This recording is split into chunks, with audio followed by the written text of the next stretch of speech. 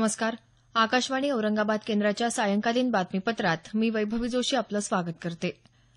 अभियंत्यांनी लष्करात नवनवीन तंत्रज्ञानाचा वापर करून देशाचं रक्षण करावं असं आवाहन राष्ट्रपती प्रणव मुखर्जी यांनी केलं आहे. पुणे इथल्या सैन्य अभियांत्रिकी महाविद्यालयाच्या दीक्षांत समारंभात ते आज बोलत होते. तंत्रज्ञान हे परिवर्तनाचं महत्वाचं माध्यम असल्याचं ते म्हणाले.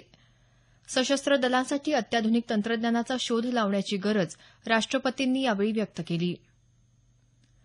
केंद्र सरकारनं घेतलेला विमुद्रीकरणाचा निर्णय धाडसी आणि भ्रष्टाचाराला आळा घालणारा असल्याचं भारतीय जनता पक्षाचे राष्ट्रीय अध्यक्ष अमित शहा यांनी म्हटलं आहे. ते आज मुंबई इथं वार्ताहर परिषदेत बोलत होते. यावेळी त्यांनी गेल्या 3 वर्षात केंद्र सरकारनं केलेल्या कामांचा आणि विविध योजनांचा आढावा घेतला. सरकारनं गरीब, महिला, आदिवासी यांच्यासाठी अनेक योजना आणल्या तसंच देशात रोजगाराच्या अनेक संधी निर्माण केल्या असल्याचं ते म्हणाले. भाजपच्या एकाही मंत्र्यावर भ्रष्टाचाराचा आरोप झाला नसल्याचं त्यांनी नमूद केलं.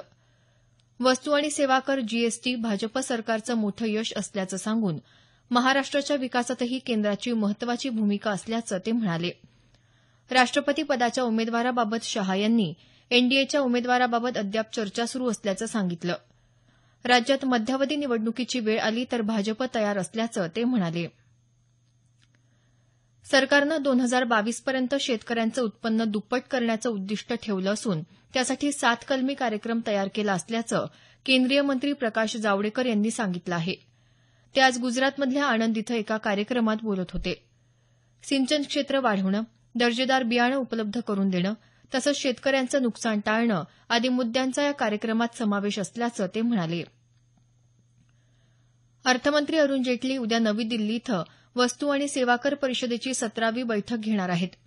या बैठकीला सर्व राज्यांचे आणि केंद्रशासित प्रदेशांचे अर्थमंत्री उपस्थित राहणार आहेत. या बैठकीत आधीच्या बैठकीचा आढावा घेण्यात येणार असून जीएसटी नियमांच्या मसुद्याला मंजुरी देण्यात येणार आहे. प्रधानमंत्री ग्रामसडक योजनेबरोबरच प्रधानमंत्री आवास योजनेतही महाराष्ट्र राज्याला राष्ट्रीय पुरस्कार जाहीर झाला आहे.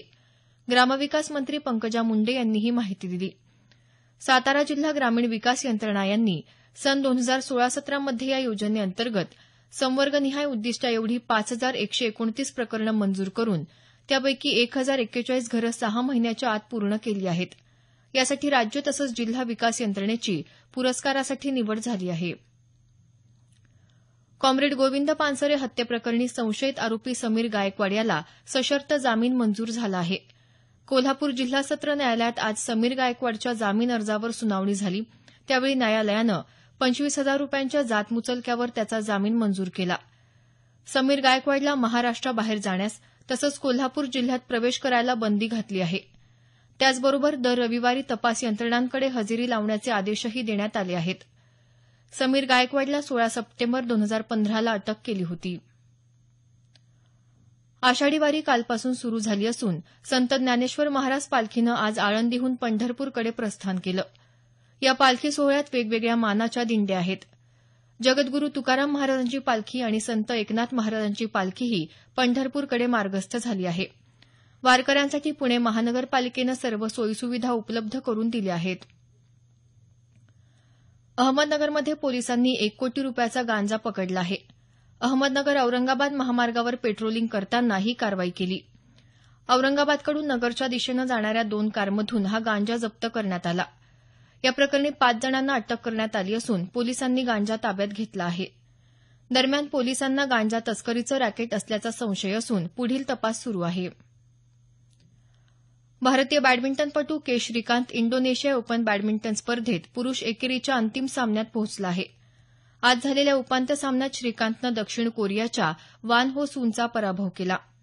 तर दुसरीकडे एच.एस. प्रणयला मात्र उपांत्य सामन्यात पराभव पत्करावा लागला. जपानच्या काझुमासा सकाईनं प्रणयचा 21-17, 26-28, 18-21 असा पराभव केला. याबरोबरच हे बातमीपत्र संपलं. आमचं यानंतरचं बातमीपत्र उद्या सकाळी 6:50 मिनिटांनी.